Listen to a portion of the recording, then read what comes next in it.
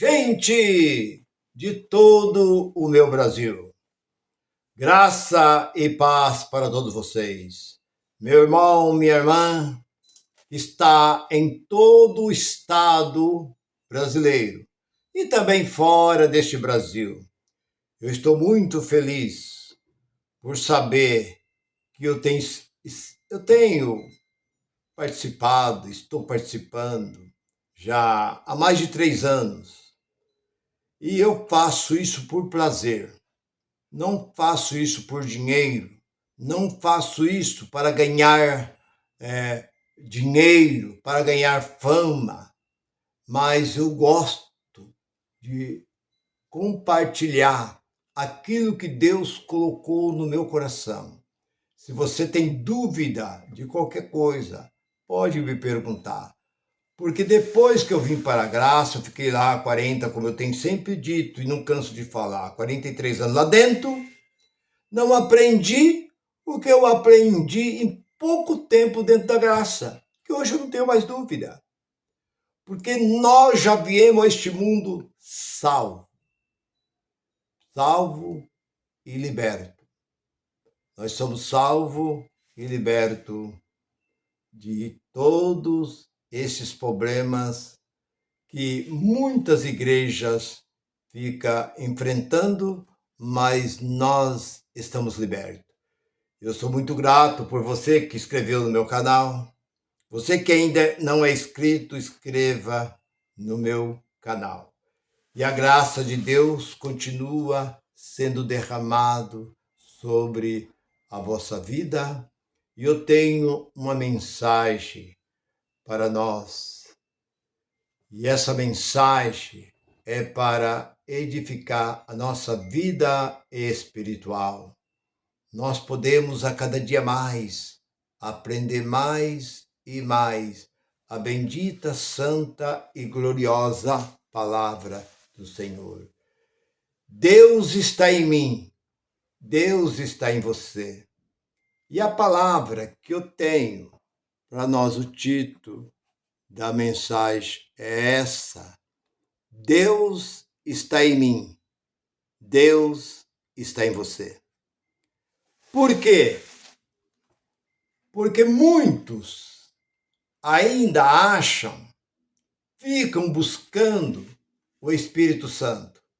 Muitos se fortalecem, ficam se fortalecendo, vão nas chamadas vigília, vão nas chamadas reuniões de oração, mesas de oração, circo de oração, buscando, se consagrando. Esta carne não se consagra.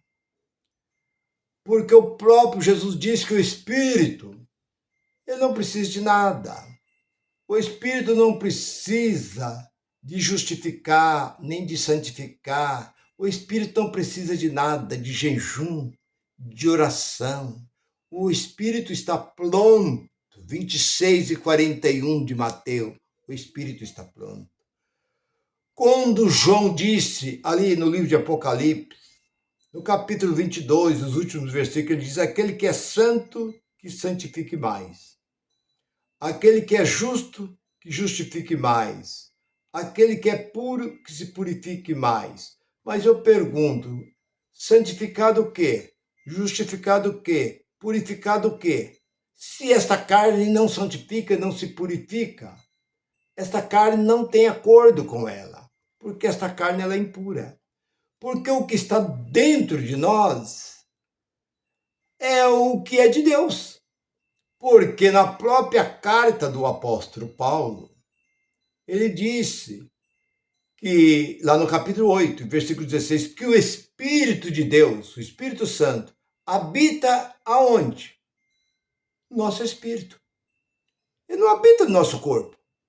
Porque se o Espírito Santo habitasse no nosso corpo, então aí nós estávamos sempre tropeçando, fazendo o que é errado. Mas o Espírito Santo, ele habita no nosso espírito, e o espírito não se contamina. É como um peixe de água salgada. Ele vive na água salgada, mas não se contamina com a água do mar. Quando você tira um peixe da água salgada, você tem que salgar ele para você comer. Assim, o Espírito vive dentro de nós. Nós podemos fazer tudo de errado, mas o Espírito não erra. Então, as chamadas igrejas ficam condenando. Irmão, nós temos que santificar. Nós temos que entrar em oração. Ontem eu estive conversando com um amigo, eu estava falando a respeito disso.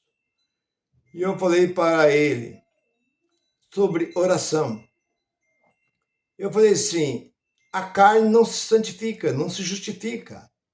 Quando João disse isso, ele disse isso para o seu povo, para o povo judeu, porque a carta do Apocalipse foi escrito para quem? Foi escrito para as 7 sinagogas que estavam dispersas na Ásia Menor. Não foi para eu, você que somos gentil, porque nós somos um povo privilegiado, temos um grande privilégio. Porque nós nascemos, ontem eu falei, meu amigo, eu não tenho pecado. Mas como você não tem? Não tenho. Não tenho pecado. Eu não estou debaixo de lei. Eu não vivo na lei. Quem tem pecado é quem está na lei. Quem está na lei está debaixo de condenação. Mas eu não. Eu vivo debaixo daquilo que Deus propôs por intermédio do apóstolo Paulo, que fosse ao mundo gentil e anunciasse as boas novas de salvação. Porque nós já viemos a este mundo predestinado. O que é predestinado? Deus já determinou. Esse é, esse não é. Esaú e Jacó. Jacó estava predestinado por Deus antes de nascer. Você vai ser o meu povo. De você eu vou fazer uma grande nação. Mas esse aqui não. Esse, tá lá. Então é isso que acontece nos dias de hoje, que esse povo chamado igreja não entende. Eles não conseguem entender o que significa isso. Por quê? Eles aprenderam errado e ensinam errado. Porque desde o início, quando foi ali, não os apóstolos, não, porque os apóstolos continuou no judaísmo. Mas quando o apóstolo Paulo foi morto, por volta do ano 68, mais ou menos, em Roma, foi dado o seu...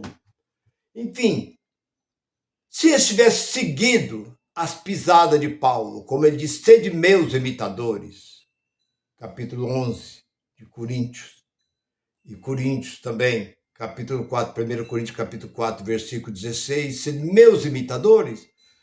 Então, eles, hoje, o mundo todo estaria na graça. Hoje era só maravilha. Hoje não tinha batismo, não tinha esse negócio de ceia, não tinha esse negócio de pecado, não tinha esse negócio de diabo, não tinha nada dessas coisas, era maravilha. O povo hoje, como diz Jesus para a mulher samaritana, onde se adora a Deus? Uns dizem que é nesse monte, outros dizem que é em Jerusalém. Jesus diz, nem nesse monte nem em Jerusalém, mas os verdadeiros adoradores adoram o Pai em espírito e verdade. Então, se o povo continuasse nas pisadas do apóstolo Paulo, hoje ninguém precisava deslocar da sua casa.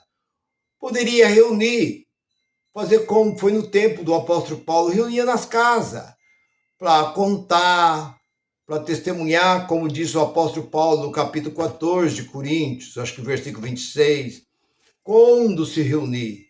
Veja bem a palavra, quando. Então não tem data.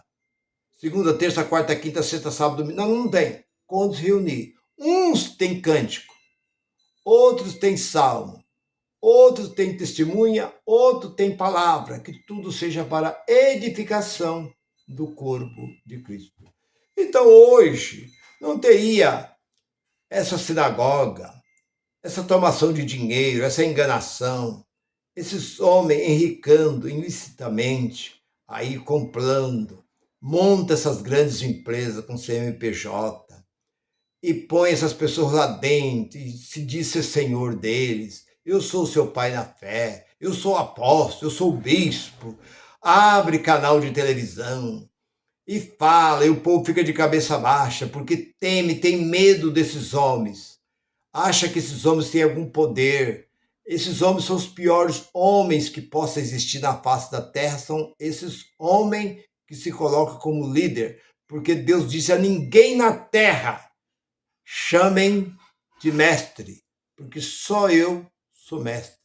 A ninguém na terra chamei de pai, mas não um pai biológico, porque eles dizem que eles são o nosso pai espiritual, pai da fé. Sou seu pai na fé, porque eu te batizei, porque através de mim hoje você está aí purificado, limpo. Eu sou seu pai na fé. Não. Eles são apenas os enganadores, são os lobos que o apóstolo Paulo disse que levantaria no fim dos tempos. Depois da minha partida, surgirão lobos cruel e devorador, que não poupa nem mesmo o rebanho de Deus. E é o que nós estamos vendo hoje. O povo hoje vive amedrontado. Ele se culpa. Eles mesmos se culpam, eles, quando alguma coisa não dá certo. Vive debaixo do medo e vive também na ganância. 3 coisas: culpa, medo e ganância. É o que esse povo vive. Medo, se alguma coisa não dá certo, eles têm medo. Eles ficam se culpando porque isso, porque aquilo outro, então eles sentem culpa. Tem medo de deixar este lugar.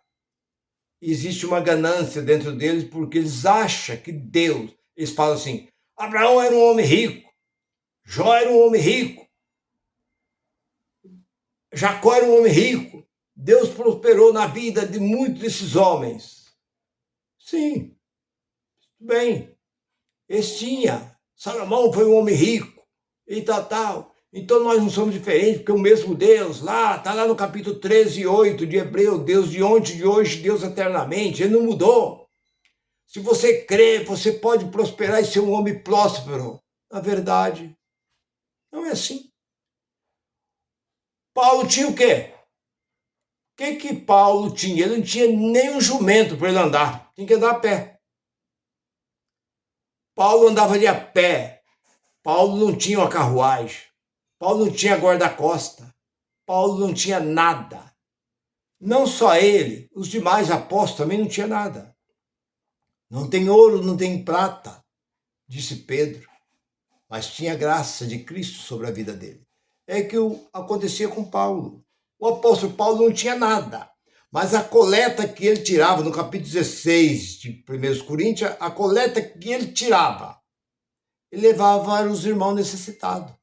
Não fazia como hoje, esses camaradas aí, vestido lá, social, paletó e gravata, busca para si o interesse, para se enriquecer, como eles fossem viver eternamente aqui. É como eu sempre costumo contar uma ilustração de um certo jovem que saiu de Nova York e foi visitar um homem sábio, um mestre, lá no Cairo, no Egito. O homem era muito comentado, escritor de vários livros, e assim que ele chegou, ele deparou com uma simples casinha, um cômodo apenas. Uma partilheira com alguns livros, uma mesinha, um banquinho e uma cama. Ele perguntou, ele achou que ele ia chegar lá e encontrar uma mansão, vários funcionários, uma grande biblioteca. Mas ele chegou ali, ele disse, onde está a sua mobília? Ele falou, também faço a mesma pergunta. Onde está a sua? Ele falou, estou aqui de passagem. Eu sou um turista, estou aqui de passagem. Ele falou, também estou aqui de passagem. Então, é isso que eu olho para esses homens e vejo que esses homens estão preocupados com o quê? Com a sua riqueza, com o dinheiro, enquanto Jesus diz 6 de Mateus 19, 20, não ajuntei tesouro na terra, onde o ladrão, a ferrugem e a traça destrói, mas juntai tesouro no céu. O apóstolo Paulo veio e disse no capítulo 6, versículo 10 de Timóteo, Ele diz que o amor ao dinheiro é a raiz de algum, não, de todo mal. E é isso que nós estamos vendo nos dias de hoje. Meu irmão, se você gostou dessa palavra, se essa palavra te serviu, te abriu o entendimento de alguma coisa que você preocupa com tantas coisas a fazer, mas uma só é necessário, que disse Jesus a Maria, quando Maria estava sentada aos pés de Jesus. Muitas coisas, mas uma só é necessário. Maria escolheu a melhor parte, a qual nunca será tirada. Graça e paz para todos. Bye, bye.